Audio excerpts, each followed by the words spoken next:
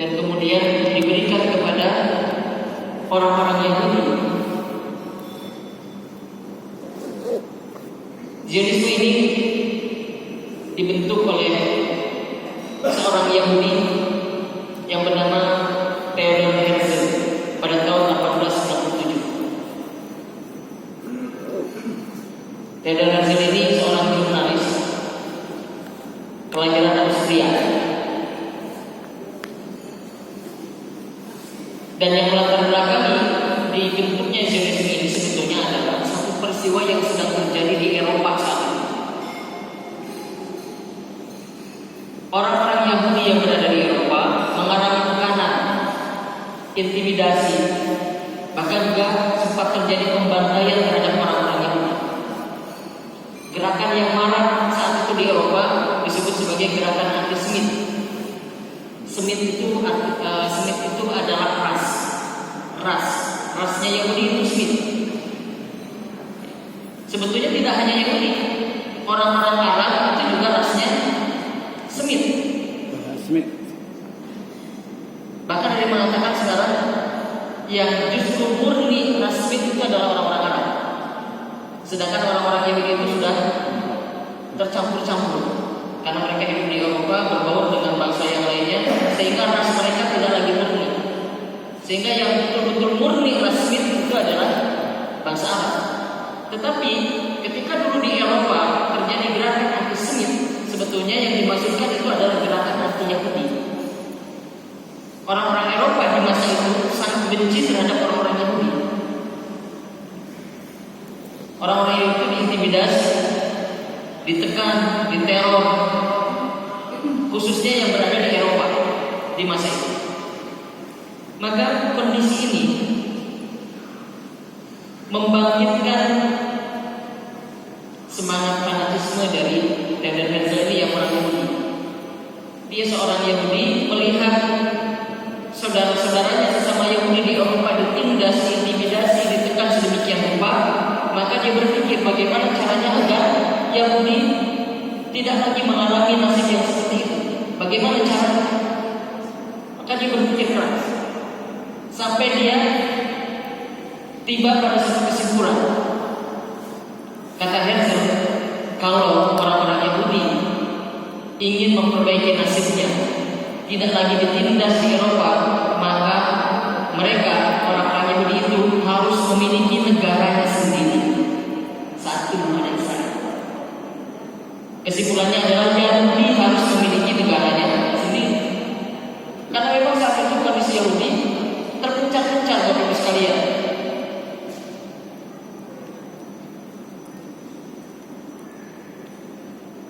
Mereka melakukan diaspora, terpecah ke berbagai negeri di dunia ini. Ada yang di Eropa, ada yang di Asia, terutama Asia Barat, di Timur Tengah. Sebagian besar di Eropa.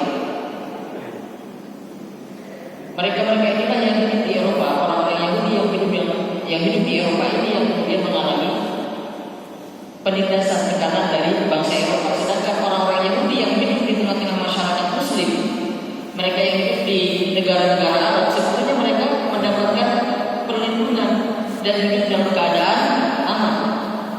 Karena prinsip kita sebagai mukmin, selama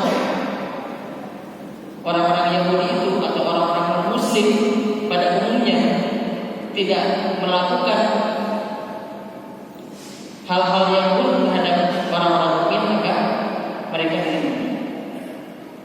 Demikian juga orang-orang Yahudi yang hidup di tengah-tengah masyarakat Muslim.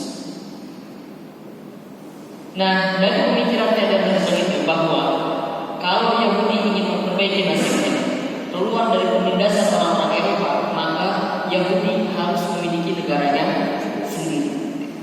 Maka mulailah pikiran itu disampaikan kepada teman-temannya.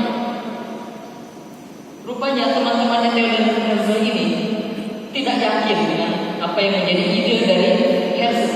Bahkan teman-temannya mengatakan, tampaknya kamu harus pergi ke rumah sakit, karena dianggap Herzl gila, dianggap Herzl stres karena mencita-citakan sesuatu yang mustahil. Bagaimana orang-orang Yahudi bisa punya negara sendiri?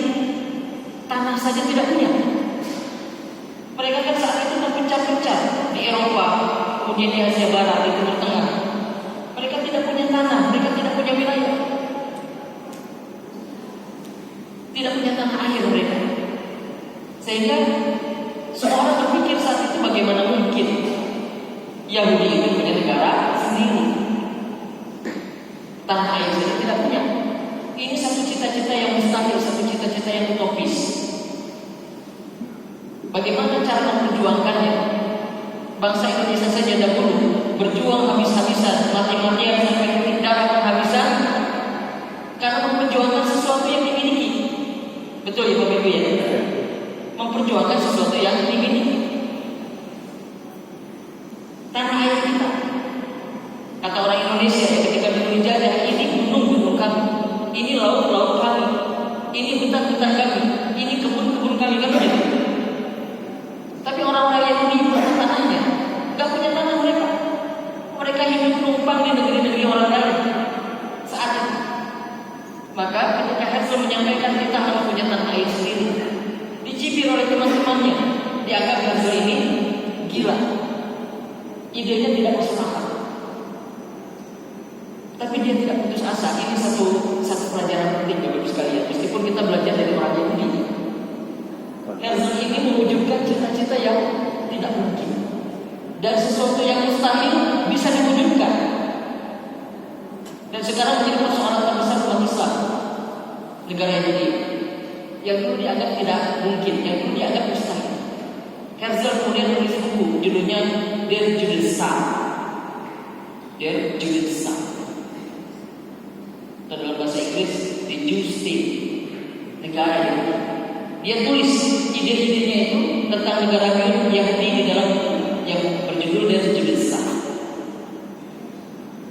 Kemudian buku ini diterbitkan, disebarkan, sehingga pemikiran-pemikirannya, ide-idenya tersebar khususnya di kalangan orang-orang Yahudi. Tapi tidak sampai situ upaya yang dilakukan oleh Herzl. Dia mendatangi orang-orang kaya dari kalangan Yahudi. Dia mendatangi para bankir dari kalangan Yahudi. Dan ada satu kelompok Yahudi yang memang punya kekayaan yang sangat berlimpah. Mereka ini keluarga bankir. Keluarga ini dikenal sebagai keluarga Rothschild. Mereka ini menguasai perbankan di Inggris saat itu. Keluarga inilah yang kemudian didekati oleh Herzl. Kemudian dia menyampaikan idenya, menyampaikan gagasannya tentang pendirian negara Yahudi. Pada mulanya mereka membicarakan di kalangan mereka sendiri di mana negara Yahudi ini akan didirikan. Bahkan ada yang mengusulkan di Argentina. Tapi kemudian diskusi di antara mereka merujuk pada wilayah di Palestina. Kita harus mendirikan negara Yahudi di Palestina. Maka Palestina dipilih sebagai tempat didirikannya negara Yahudi. Jadi yang pertama yang dilakukan oleh Herzl, menyebarkan fikrahnya, menyebarkan pemikiran-pemikirannya, menyebarkan ide-idenya. Yang kedua, dia mencari dukungan dana, dukungan finansial untuk bisa mewujudkan idenya, gagasannya. Yang ketiga yang dilakukan oleh Herzl adalah mendatangi pemilik wilayah Palestina saat itu, yaitu Kesultanan Turki Utsmani. Saat itu umat Islam masih memiliki kekhalifahan, masih memiliki kekhilafan umat Islam. Kekhilafan itu adalah kekhalifahan Turki Utsmani, atau orang-orang Eropa menyebutnya Ottoman, atau orang-orang Arab menyebutnya Utsmaniyah, Daulah Utsmaniyah. Kekuasaan yang saat itu memiliki wilayah di Palestina adalah Turki Utsmani. Sultan yang berkuasa di masa Theodor Herzl ini adalah Sultan Abdul Hamid II. Dia berkuasa dari tahun 1876 sampai 1909. Dia datang ke Turki. Kita perhatikan, dia ini orang Austria. Tapi kemudian demi mewujudkan cita-citanya dia datang ke Turki khusus untuk menemui Sultan dari Turki Utsmani, yaitu Sultan Abdul Hamid II. Kemudian dia menyampaikan maksudnya. Dia mengatakan kepada Sultan pada waktu itu, wahai Sultan, tolong beri kami sedikit saja tanah di Palestina untuk pemukiman orang-orang Yahudi. Kami tidak memintanya gratis, tapi kami akan sewa. Kalau perlu kami akan beli. Tidak hanya itu, kami juga akan membayar upeti setiap tahun kepada Anda. Bahkan tidak hanya itu, Herzl juga menawarkan, kalau Anda mau, kami juga bisa melunasi hutang-hutang Anda, hutang-hutang Turki Utsmani dilunasi oleh Herzl. Kita bisa bayangkan Bapak Ibu sekalian, berarti Herzl ini mendapatkan support, dukungan yang sangat besar secara finansial di belakangnya. Karena dia berani bahkan untuk bisa melunasi hutang-hutang sebuah negara besar. Turki Utsmani kan imperium saat itu, tapi memang sedang terlilit hutang. Ini juga menjadi pelajaran bagi kita. Memang saat itu keadaan lemah. Maka datanglah pihak yang menawarkan dana, menawarkan pinjaman. Kan itu biasa ya terjadi. Negara-negara yang sedang terlilit hutang, sedang bangkrut, datanglah kemudian pihak-pihak yang punya dana besar demi mewujudkan kepentingan-kepentingannya disupport. Saya tidak sedang membicarakan Indonesia ini. Meskipun agak mirip-mirip. Saya sedang membicarakan Turki Utsmani. Dalam keadaan lemah, terlilit hutang, datang Theodor Herzl menawarkan, kalau Anda mau, kami lunasi semua hutang negara. Yang datang ini bukan bank, yang datang ini bukan negara, yang datang ini personal, satu orang manusia. Tetapi orang ini disupport dana yang sangat besar di belakangnya. Tetapi saat itu Sultan menjawab semua tawaran-tawaran Theodor Herzl. Kata Sultan, Palestina bukanlah milik saya, tetapi Palestina adalah milik umat Islam yang telah ditebus dengan tetesan darah umat Islam. Maka tidak akan sejengkal pun aku berikan kepada-Mu. Tidak akan sejengkal. Tegas, Sultan Abdul Hamid tegas, tidak mau. Meskipun tawarannya menarik, bayar upeti, kemudian melunasi hutang Turki Utsmani, dan mereka juga sewa. Tapi hal itu tidak menarik sama sekali bagi Sultan. Dan beruntunglah bagi Sultan, andaikan saat itu Sultan menggadaikan Palestina itu, Allah bagaimana perhitungannya di akhir. Tapi justru disinilah Sultan Abdul Hamid menunjukkan sikapnya yang tegas. Dia menolak tawaran-tawaran dari Herzl. Tidak hanya sekali Herzl itu datang.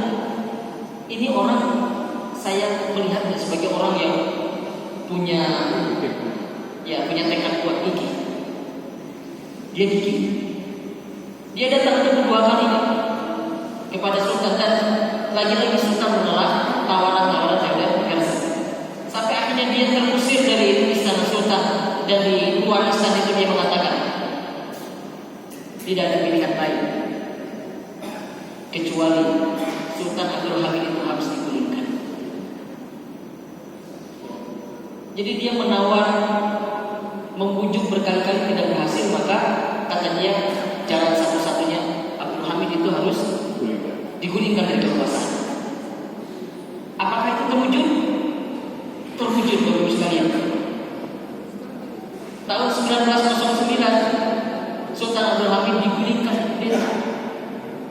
oleh organisasi bawah tanah, yang kita kenal sebagai Freemasonry. Freemasonry itu lingkaran intinya adalah orang-orang Yahudi, tapi mereka tidak muncul di permukaan. Mereka ini gerakan bawah tanah, gerakan clandestine, gerakan bawah tanah.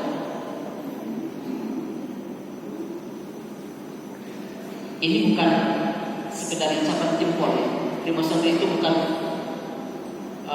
bentuk paranoid kita, ketakutan kita. Gerakan Freemasonry itu ada. Bahkan di Indonesia pernah ada, Bapak Ibu sekalian. Di zaman penjajahan Belanda dulu gerakan Freemasonry ini ada, dan bahkan pernah dibubarkan oleh Soekarno karena dianggap sebagai gerakan berbahaya. Bahkan saking halusnya gerakan ini, mereka berhasil merekrut tokoh-tokoh nasional. Salah satunya Agus Salim. Agus Salim itu pernah jadi salah satu anggota Freemasonry karena tidak tahu pada mulanya, karena menganggap bahwa gerakan ini menawarkan kebebasan, menawarkan kehidupan yang merdeka, dan aktivitas sosialnya bagus. Gerakan Freemasonry tidak hanya bisa, bahkan tokoh-tokoh internasional, ulama-ulama internasional juga terlibat, pernah menjadi anggotanya. Salah satu contohnya adalah Jamaluddin Al-Afghani. Jamaluddin Al-Afghani pernah jadi anggota Freemasonry, tapi keluar setelah tahu apa yang menjadi maksud utamanya, keluar. Begitu juga Abu Salim keluar dari keanggotaan Freemasonry.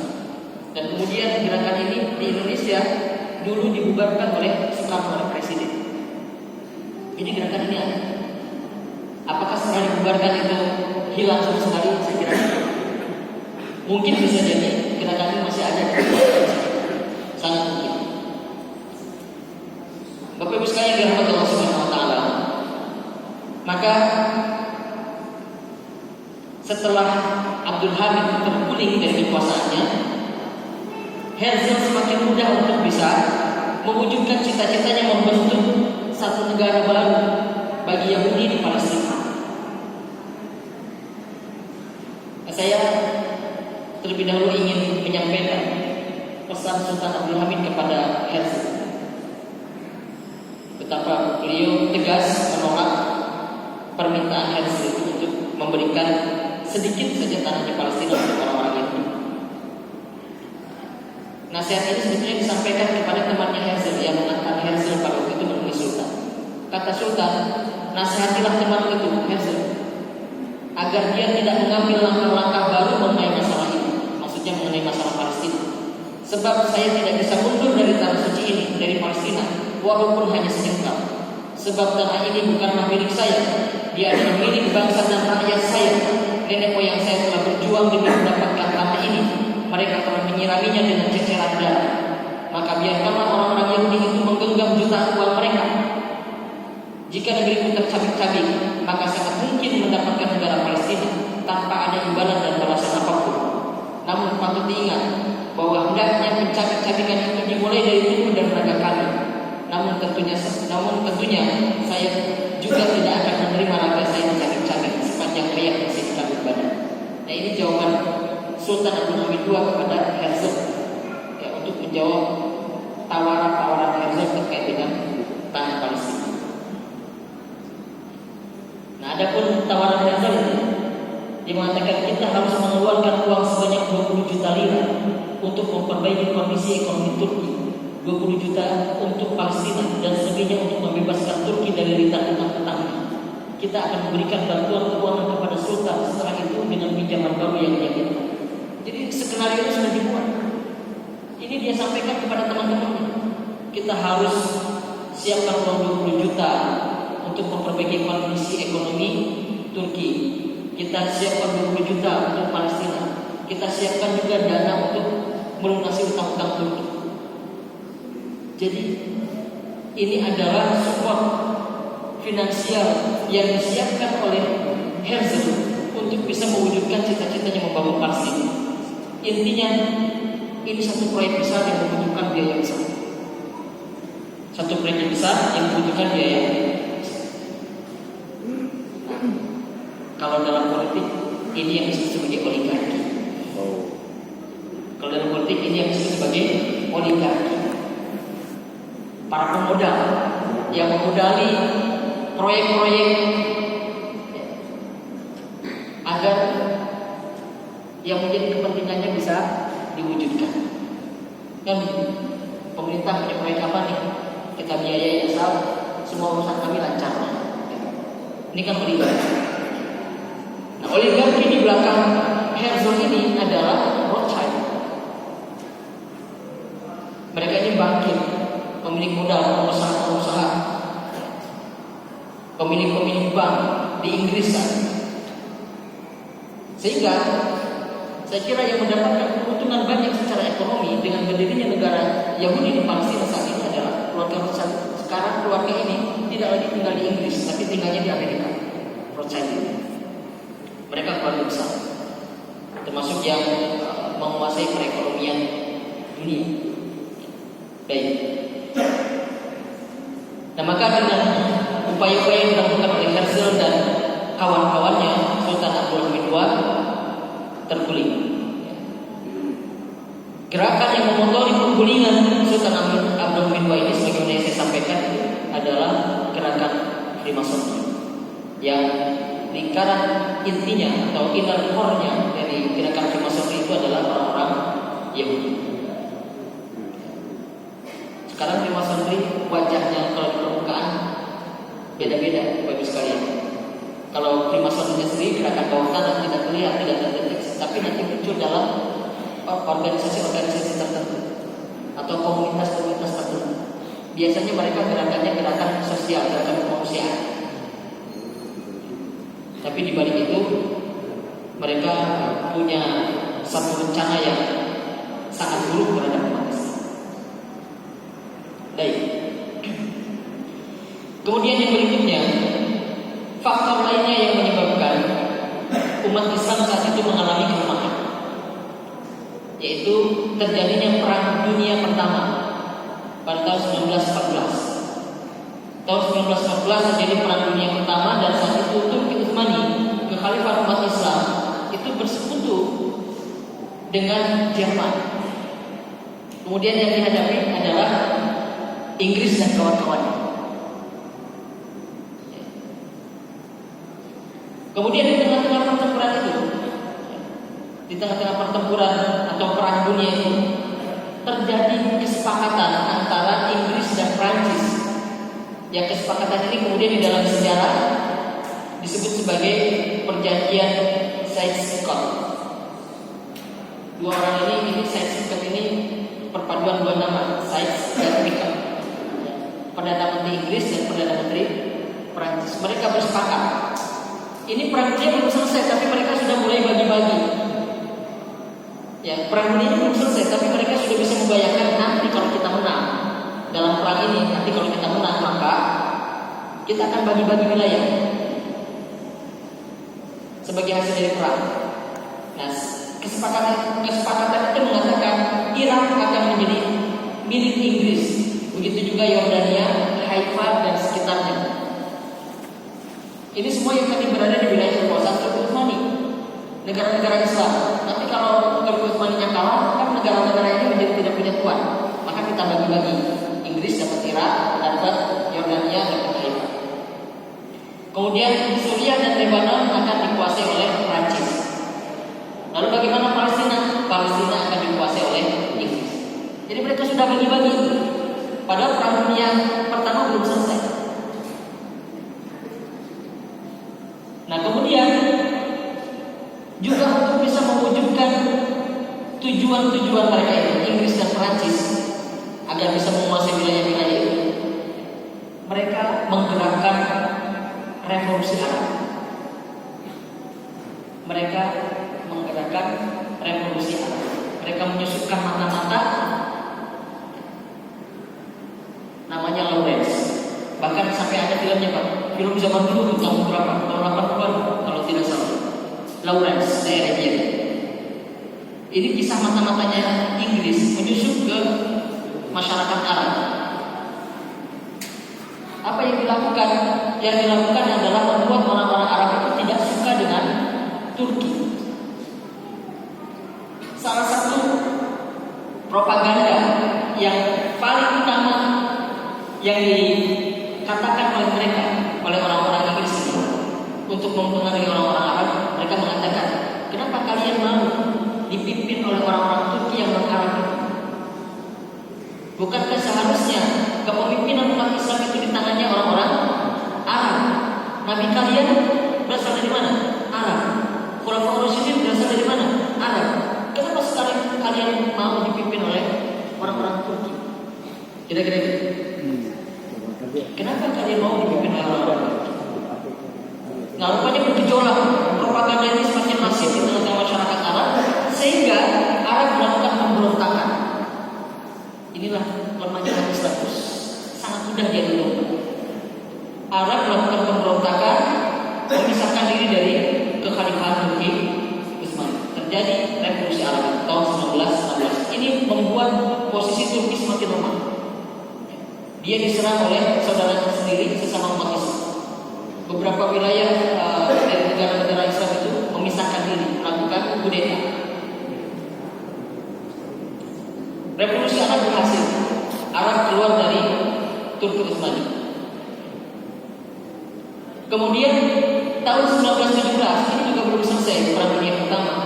Dilakukanlah satu pernyataan, dikeluarkan satu pernyataan oleh Menteri Luar Negeri Inggris, yaitu Balfour, tahun 1917, yang mengatakan bahwa dia siap mendukung pendirian negara Yahudi di Palestina. Inilah yang disebut sebagai deklarasi Balfour. Baru kemudian tahun 1918 Perang Dunia berakhir. Jadi Perang Dunia itu dari 1914 sampai 1918. Nah, di rentang waktu itu terjadi banyak peristiwa yang sangat berpengaruh pada posisi Palestina itu. Yang pertama, di perjanjian Sykes-Picot itu dikatakan bahwa Palestina nanti kalau kita menang perang akan berada di bawah Inggris. Kemudian tahun 1917 ada deklarasi Balfour yang mengatakan Inggris mendukung didirikannya negara Yahudi di Palestina. Nah, ini sudah menjadi permulaan yang sangat menentukan bagi keberhasilan orang-orang Yahudi untuk mendirikan negara di Palestina. Nah, rupanya betul tahun 1918 Perang Dunia Pertama berakhir, Inggris sebagai pemenangnya dengan Prancis dan Turki Utsmani sebagai pihak yang kalah. Nah, karena Tuhan yang tumbang Turki Utsmani, maka negara-negara itu sekarang dianggap tidak bertuan. Artinya dicaplok, kemudian dibagi-bagi. Dan kamu Prancis tempat mana? Ya, Suriah, Lebanon, Libya, Itali ya, kalau Libya Itali. Ya, kemudian Inggris dapat Palestina, dapat Irak, dapat Yordan, dapat Haifa, dibagi-bagi. Jadi dijadikan bancakan. Barangkali itulah yang sebagaimana disabdakan oleh Rasulullah SAW. Suatu saat nanti kata Rasulullah SAW, umat Islam itu akan seperti hidangan di atas meja makan yang diperebutkan oleh banyak orang. Saat itu umat Islam tidak berdaya, dijadikan bancakan. Kata para sahabat bertanya kepada Rasulullah, apakah karena jumlah kita satu sangat sedikit oleh Rasulullah? Tidak, kata Rasulullah. Justru saat itu jumlah kalian sangat banyak. Tetapi kalian seperti buta Israel. Jumlah kalian seperti buih di lautan. Jumlahnya banyak tetapi tidak berdaya, tidak punya kekuatan. Jumlah umat Islam banyak tetapi tidak punya kekuatan, kata Rasulullah. Saat itulah kemudian umat Islam menjadi bancakan, dibagi-bagi tanpa berdaya sama sekali. Kamu dapat ini, kamu dapat ini, kamu dapat ini. Palestina diserahkan kepada Inggris. Nah, saat itulah kemudian semakin mudah bagi orang-orang Yahudi, bagi orang-orang Zionis untuk memasukkan orang-orang Yahudi ke Palestina. Kalau dalam sejarah itu ada istilahnya aliyah. Aliyah itu rombongan migrasi. Aliyah pertama berapa puluh ribu, aliyah kedua berapa puluh ribu. Datang orang-orang Yahudi itu ke Palestina, mencaplok wilayah Palestina. Tetapi sebetulnya umat Islam saat itu tidak diam saja, terutama mereka yang berada di wilayah Palestina dan sekitarnya. Jadi tahun 1920 terjadi revolusi Muslim, terjadi revolusi Muslim Nabi Musa yang berhasil menewaskan 50 Yahudi. Juga tahun 1921 terjadi revolusi Yafa menewaskan 47 Yahudi. Tetapi gerakan-gerakan ini bisa dipadamkan oleh Inggris. Bisa dipadamkan oleh Inggris. Nah, barulah pada tahun 1922 muncul seruan jihad yang digaungkan oleh Izzuddin Al-Qassam. yang sekarang ini menjadi batalion miliknya Hamas, namanya Isudin Al-Qassam. Ini diambil dari pahlawan perjuangan Palestina di tahun 1922 itu. Dia sebetulnya orang Suriah, kemudian dia melakukan perlawanan terhadap Perancis, sama Perancis dikejar-kejar, dia lari ke Palestina. Di Palestina ada Indonesia, dia lari ke Palestina, kemudian di Palestina dia menggabungkan perjuangan untuk melawan Inggris. Dia adalah Isudin Al-Qassam. Nah, maka sekarang kita mengenal ada brigade Isudin Al-Qassam sebagai satuan tempur miliknya gerakan Hamas di Palestina, diambil dari nama pahlawan di masa itu, yaitu Isudin Al-Qassam.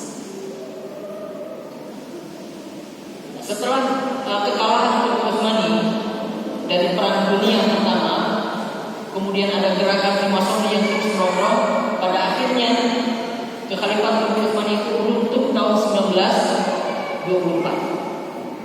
Kekhalifahan umat Islam Turki Utsmani tahun 1924 runtuh.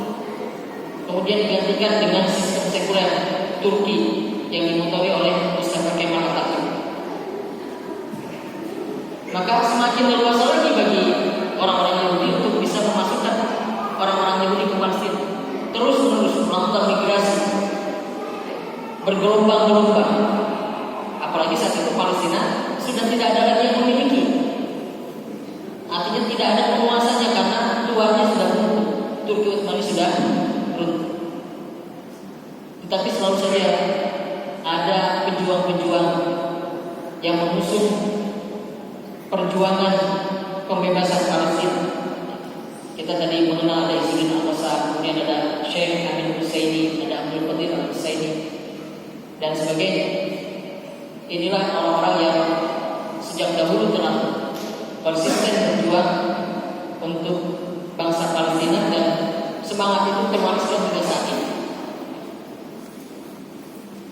Tetapi bagaimanapun kita harus menerima sebuah fakta bahwa negara Israel saat ini telah berdiri di Palestina. Dideklarasikan pada 14 Mei 1948. Ini tanggal hari lahir negara Israel, tidak perlu kita rayakan.